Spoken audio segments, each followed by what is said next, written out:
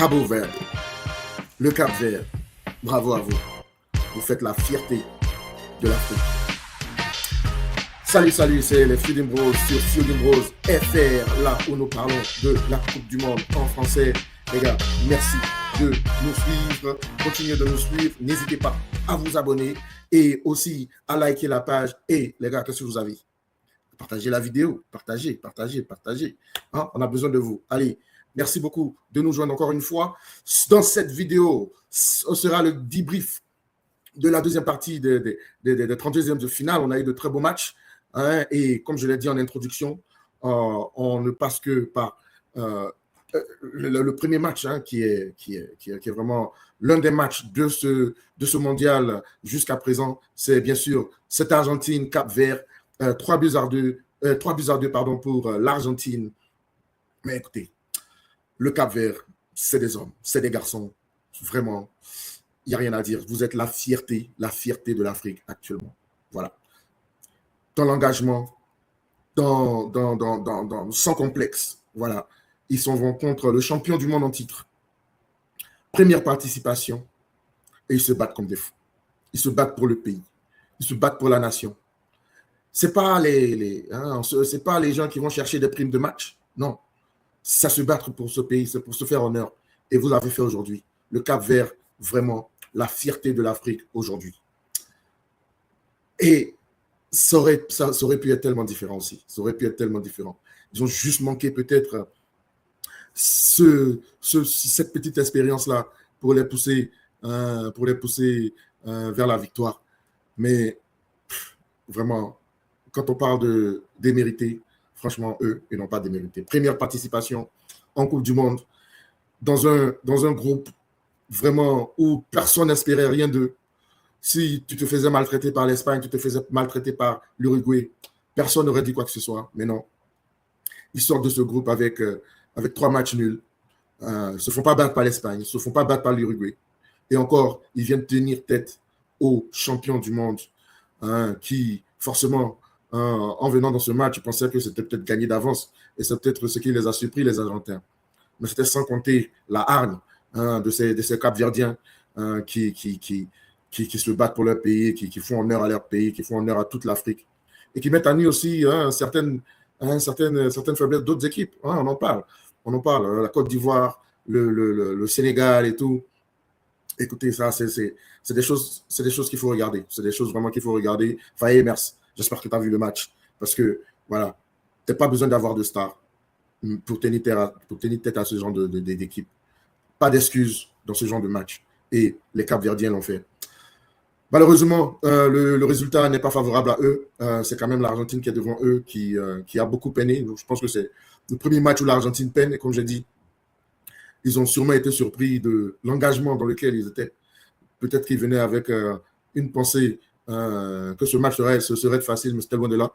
Et voilà. Et surtout, après le premier but de Messi, joli but, tout le monde s'est dit, ben voilà, c'est l'Argentine qui va... le rouleau compresseur qui va massacrer les Cap-Verdiens, mais c'était sans compter les Cap-Verdiens qui ont vraiment le cœur de lion, le cœur de requin. Voilà, les requins, c'est vraiment formidable.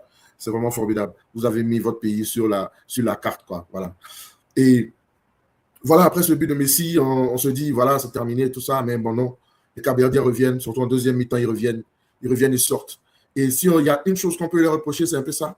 C'est que quand ils ne sortaient que quand ils étaient menés au score, alors qu'à chaque fois qu'ils sortaient, ils étaient dangereux. À chaque fois qu'ils sortaient, ils créaient beaucoup de problèmes à cette défense argentine. Ils se créaient des occasions. Mais à chaque fois qu'ils égalisaient, ils repartaient se regrouper. Et ça redonnait encore l'avantage à l'Argentine qui avait le temps de pouvoir construire son jeu. Mais ouais, 1-0, après un partout, Duarte qui marque ce but de l'égalisation.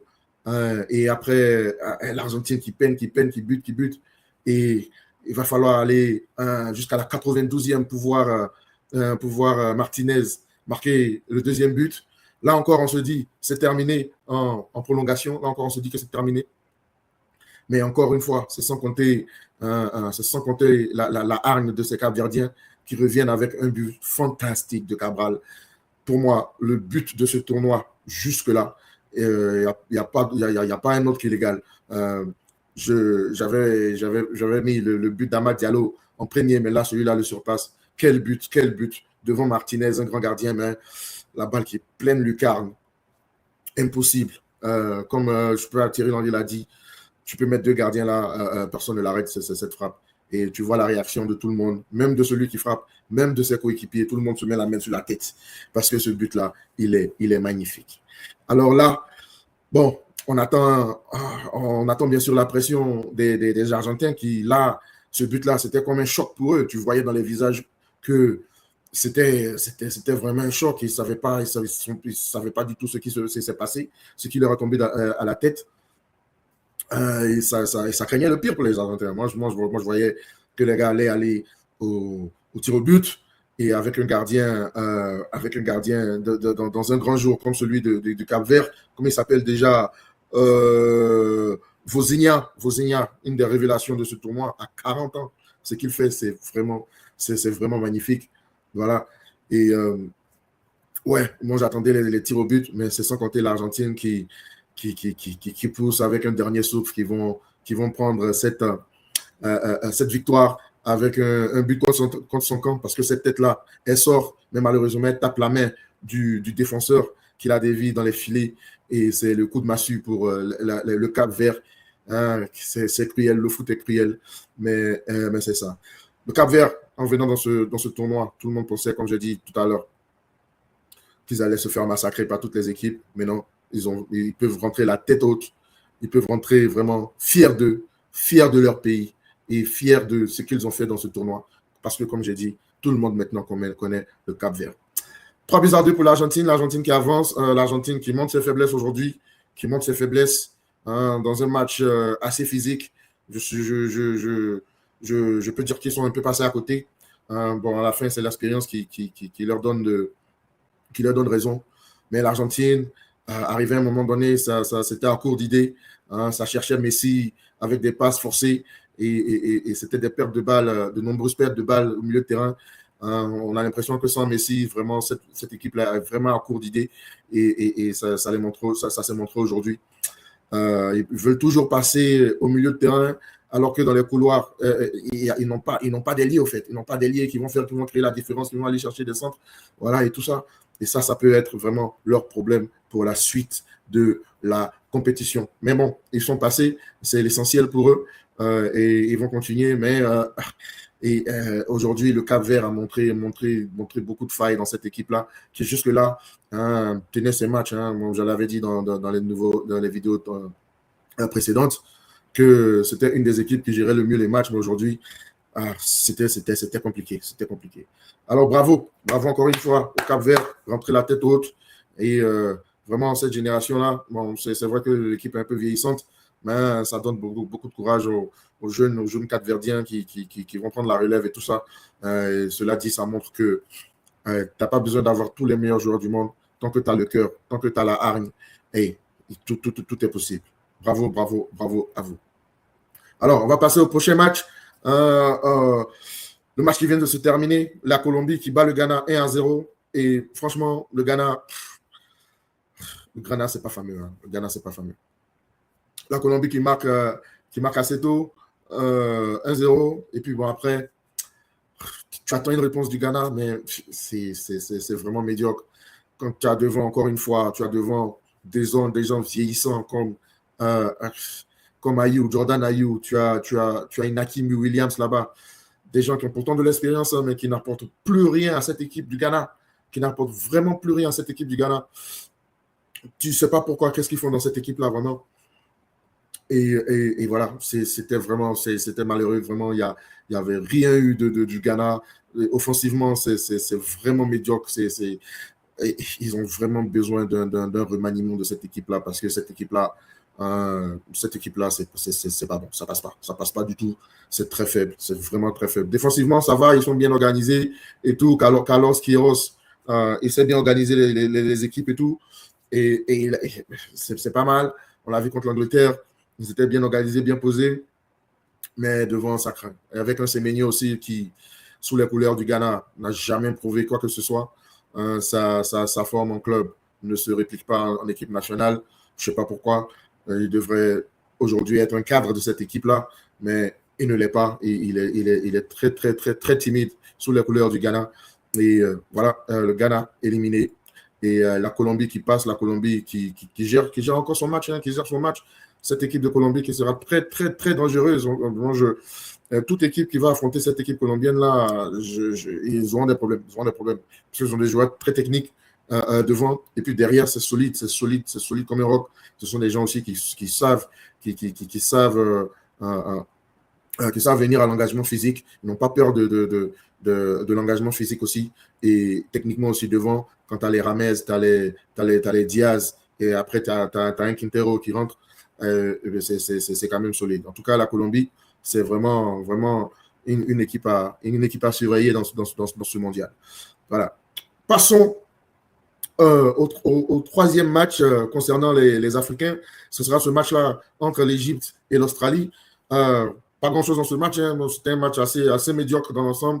Il y avait beaucoup de médiocrité. C'était pas un match de haut niveau du tout. C'était un match quand même assez ennuyeux. Moi, je m'endormais en regardant ce match-là, donc j'ai pas vraiment grand-chose à dire sur ce match-là, sauf que, bon, vraiment, c'est une autre équipe africaine qui passe après avoir fait le 9 sur 10. On passe au 2 sur 9. C'est vraiment faible de la part des équipes africaines. Mais bon, l'Égypte qui se gère, qui tient, qui va au tir au but. J'aurais bien aimé de voir cette Égypte-là contre une équipe d'Australie qui n'est pas fameuse du tout, qui n'est vraiment pas, c'est pas le haut niveau, l'équipe, l'Australie.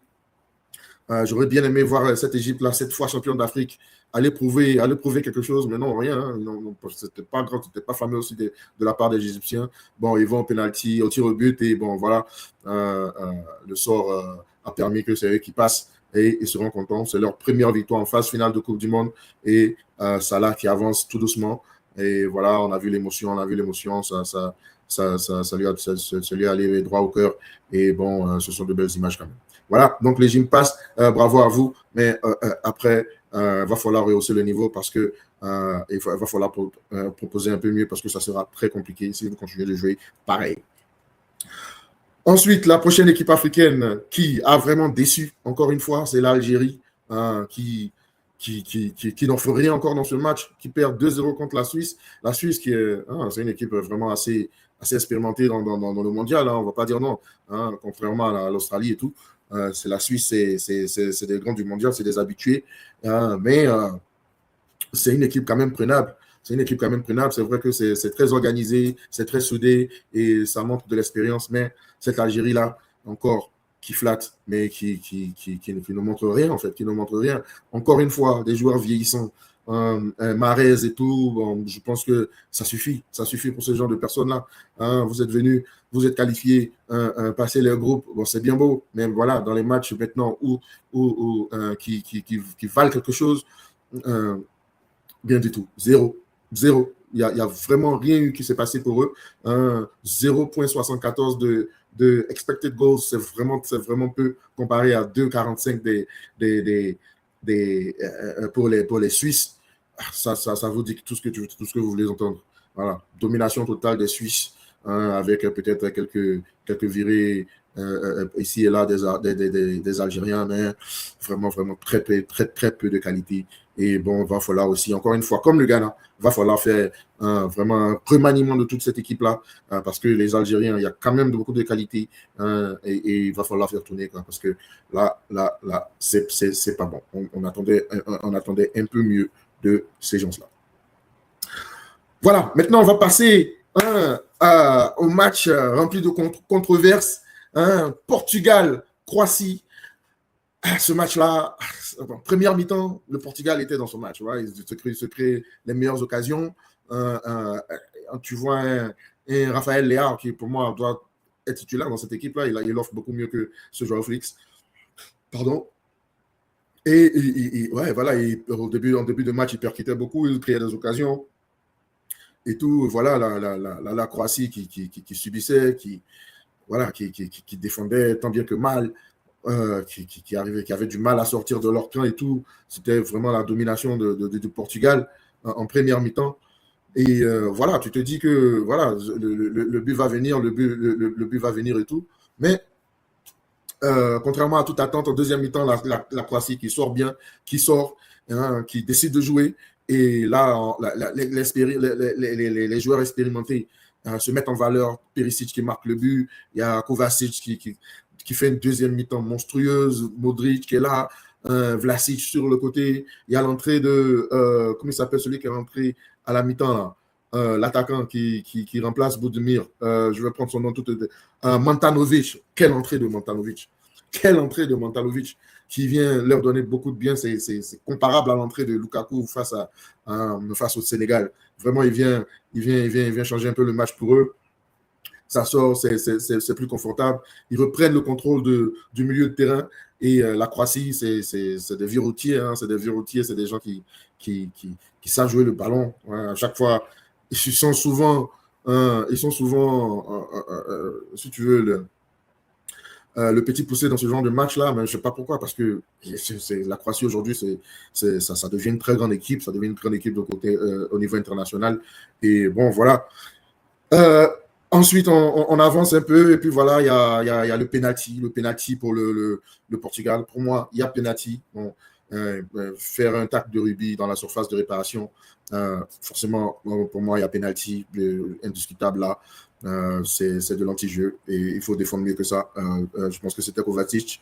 Il faut défendre mieux que ça. Tu ne peux pas attraper ton joueur. Et puis voilà, Ronaldo, qui jusque-là n'avait pas fait grand-chose dans ce match, hein, qui reçoit ce penalty. Et bon, c'est Penaldo, hein, c'est ce qu'il aime le mieux. Il a dit lui-même après qu'il sentait qu'il y avait un penalty qui allait venir. Voilà, bon, vous pensez ce que vous voulez de ça. Moi, je ne vais pas rentrer dans le débat de Ronaldo aujourd'hui. Voilà, et bon, qui convertit son penalty.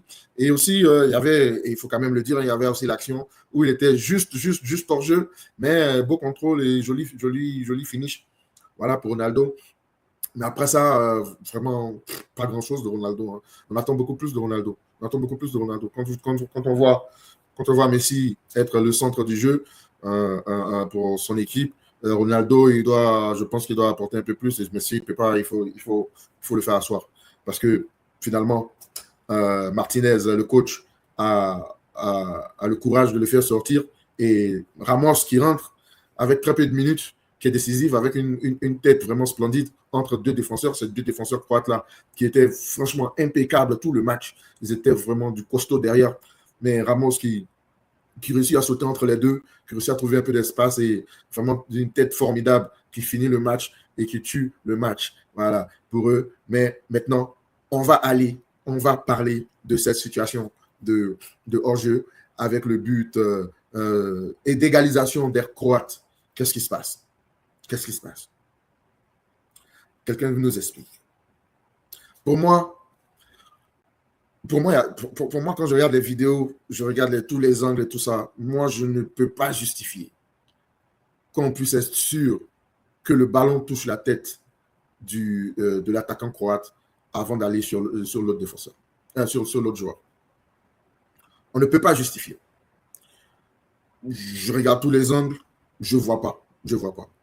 Quand tu ralentis, j'ai vu plein de ralentis, le ballon ne change pas de direction et il n'arrête pas de tourner, il est toujours dans son mouvement. Pour ceux qui font la physique, là, expliquez-nous. Voilà.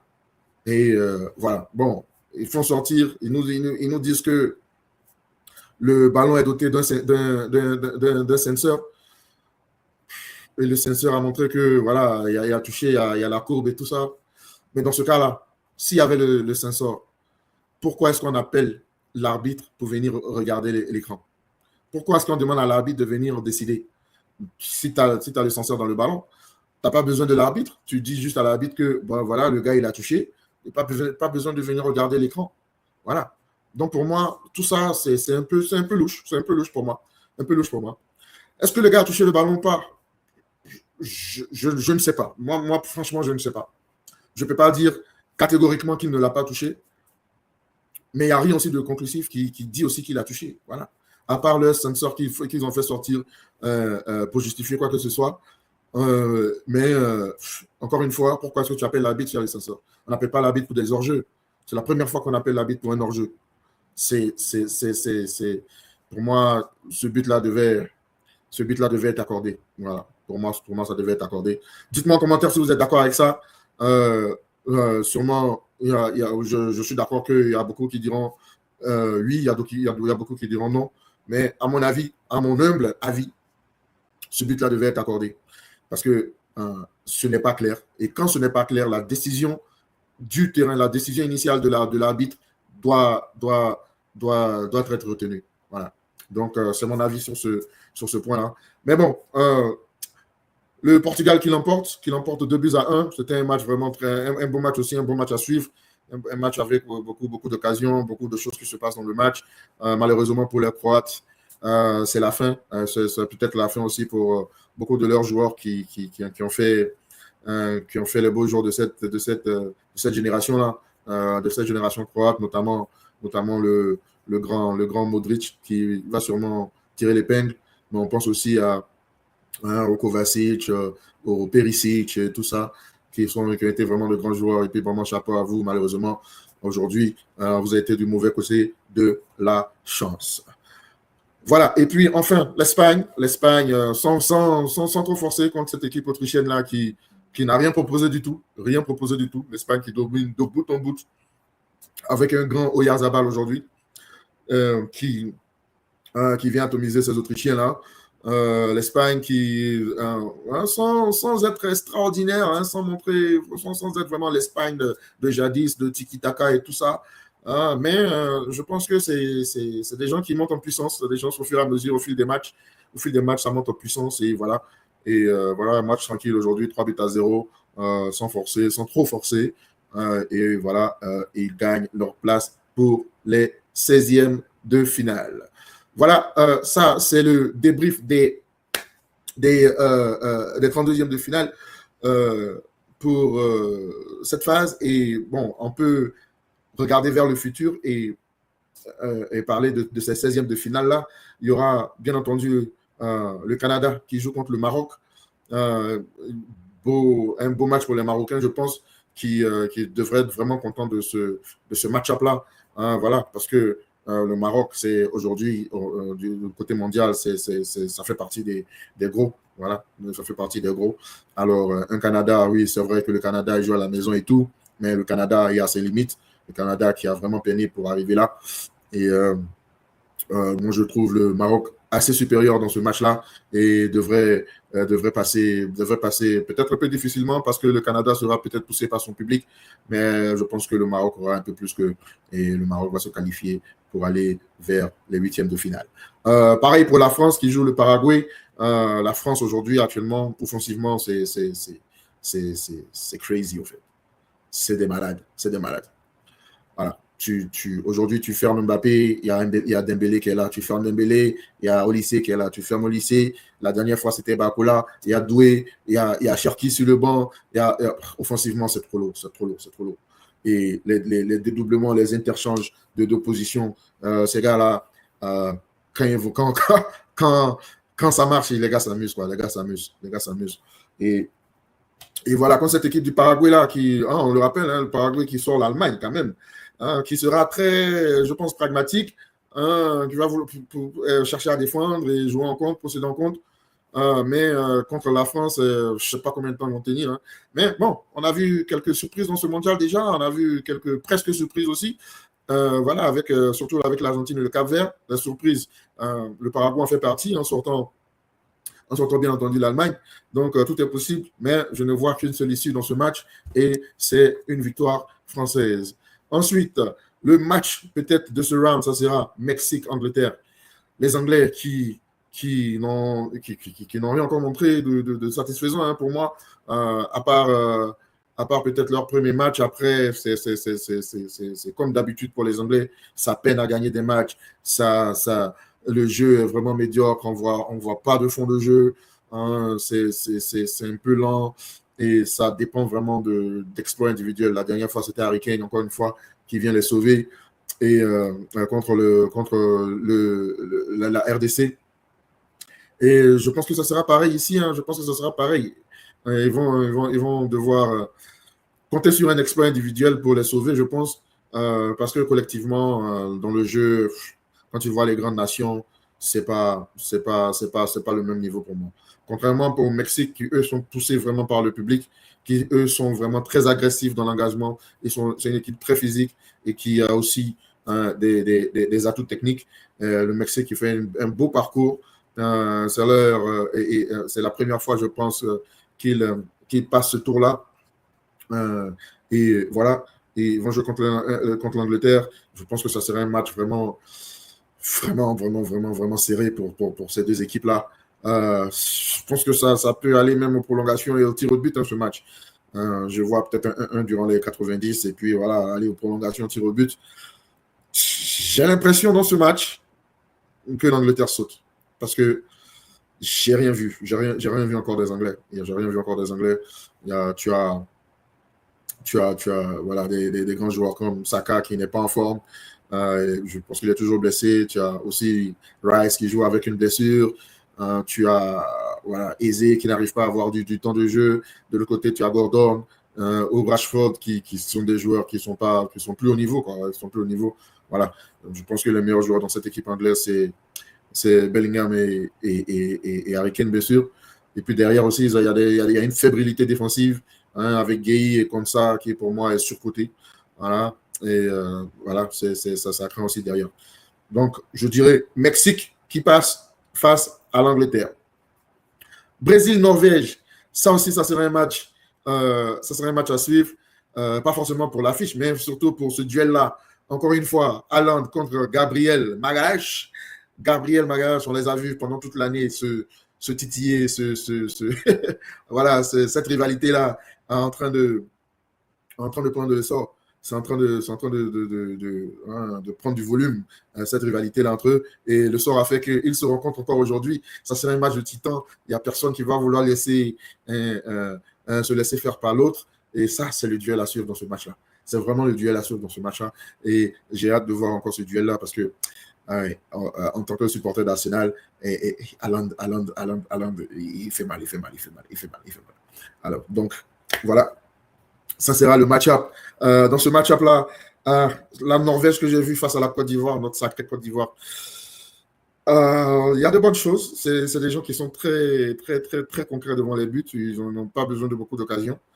Mais aussi dans l'engagement, physiquement, je pense que ça peine un peu. Je pense qu'on les a dominés physiquement en tant que Côte d'Ivoire. Et dans ce match-là, avec ce milieu de terrain brésilien, Bruno Guimaraes, Paqueta et qui d'autre Casimiro ou quoi que ce soit, je pense que ça va prendre l'ascendant au milieu de terrain. Mais c'est pas aussi du Grand Brésil. C'est pas aussi du Grand Brésil. Il a fallu que Martinelli rentre la dernière fois pour les sauver contre le Japon. Et voilà, ça ne sera pas facile du tout. Cette équipe de Norvège là est très, très, très, très difficile, très compliquée à manœuvrer.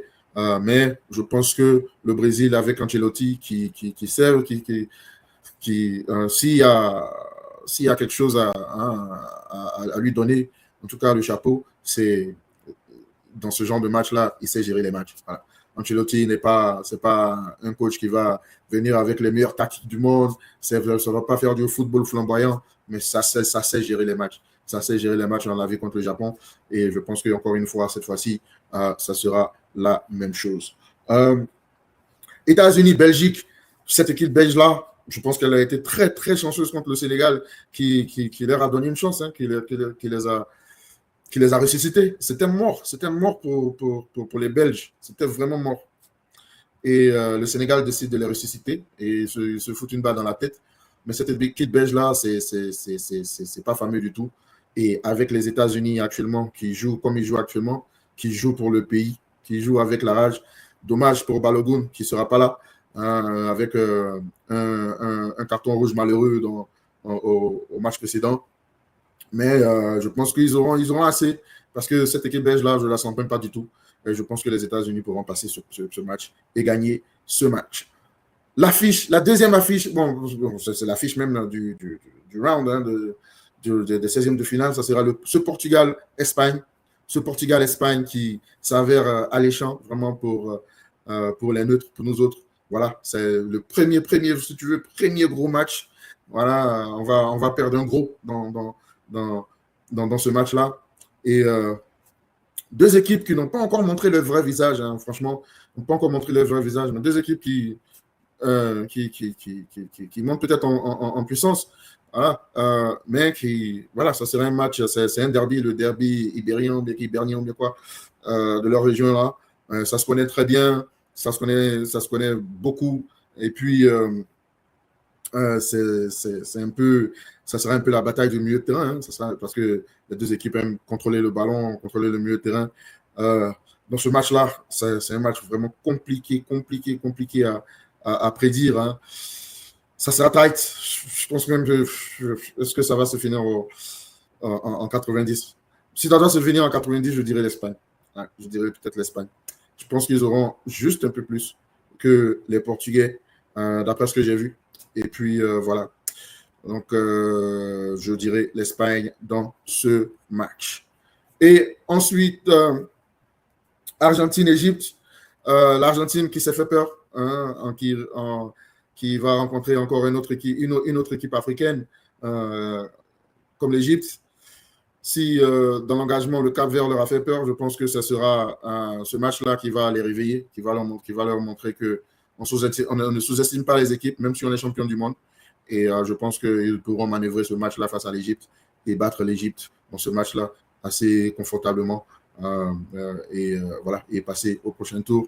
Et puis enfin, il y a ce Suisse-Colombie, un match vraiment très, très serré aussi, très serré, parce que les Suisses, ce sont des anciens, ce sont des expérimentés, avec Granit Xhaka à la patte, et tout ça, Bril Embolo même qui marque des buts maintenant, et tout ça. Donc, voilà, et la Colombie qui fait de belles choses aussi, comme je l'ai dit tantôt. C'est des gens qui savent se battre dans l'engagement physique. Ils n'auront pas peur des Suisses du tout. Et techniquement aussi devant avec Luis Diaz, avec James, voilà, et avec Luis Suarez aussi, qui n'a pas beaucoup montré encore dans ce tournoi. Après la saison qu'il a eue en club, on attend un peu plus de Luis Suarez. Mais je pense que cette Colombie-là aura juste assez aussi pour passer contre les Suisses et je les vois passer au prochain tour. Voilà, c'est mon débrief pour ce jour. Aujourd'hui, c'était le débrief des 32e de finale et un aperçu des 16e de finale. Laissez-nous savoir en commentaire si vous êtes d'accord avec moi. Donnez-nous aussi votre prédiction. On veut savoir qu'est-ce que vous pensez et si votre pays est toujours dans la compétition. Et laissez-nous un petit mot aussi. Et puis voilà quoi. N'hésitez pas, surtout pas, à vous abonner à notre nouvelle chaîne Fielding Bros FR, à liker toutes nos vidéos. Allez-y voir sur notre page. Il y a beaucoup de vidéos pour vous. Il y a la partie 1 de cette vidéo aussi. Et partagez la vidéo s'il vous plaît. Fielding Bros FR, merci beaucoup de nous suivre et on se voit dans les prochaines vidéos. Peace out.